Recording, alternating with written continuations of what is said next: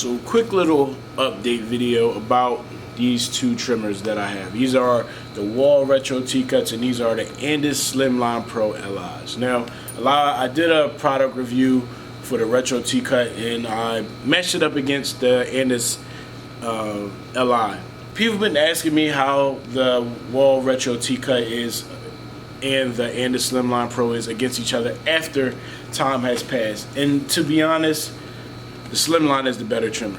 I'ma just say it, it's no way around it. The Slimline is like a way better trimmer.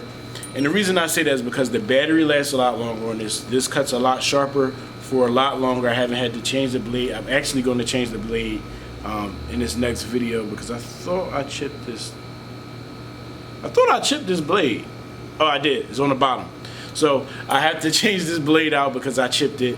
And honestly, like it just continues to run and run and run. I haven't really had any. I did notice some battery drainage, like the battery doesn't stay charged as longer. Once the battery starts to die out, it doesn't give the amount of power that it does when it's fully charged.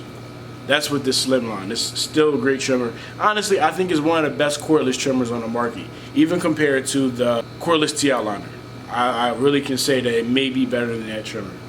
But let's talk about the cons with this. Why I don't think this is a good trimmer in the long run. The reason why I don't think this is a good trimmer in the long run is because the battery. The battery is just gone. It's just went bad. And it works, but the battery on this trimmer actually dies if it's not on the charger. The Slimline Pro will last for days, weeks, maybe even a month or a couple months without dying if it's not on the charger, and it continues to run.